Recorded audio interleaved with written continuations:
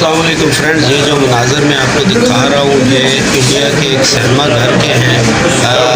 Hinduism जो है, हिंदुत्व जिसे कहते हैं, वहाँ उनसे इंसान महफूज नहीं, कोई मज़हब महफूज नहीं, चाहे वो मुसलमान हों सिख हों, उन सब पर उनका बेईमाना तशद्दुद होता है। अब उनकी जुनूनियत ये शक्ल इख्तियार कर चुकी है कि सिनेमा में लगी हुई एक फ़िल्म भी वो नहीं चलने दे रहे और उसके पोस्टर फाड़ दिए।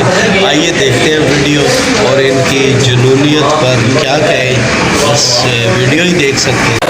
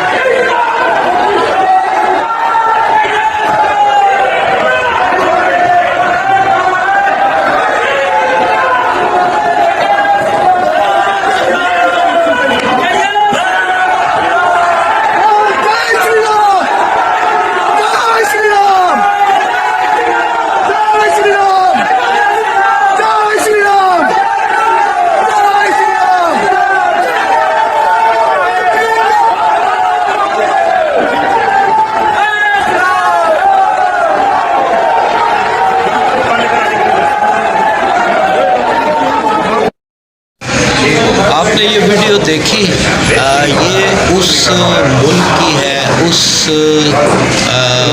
आवाम की है जिनका ये दावा है कि वो दुनिया में सबसे बड़ी जमहूरियत है और जमहूरियत दूसरों को जीने का हक़ देती है, ना कि जीने का हक़ छीनती है।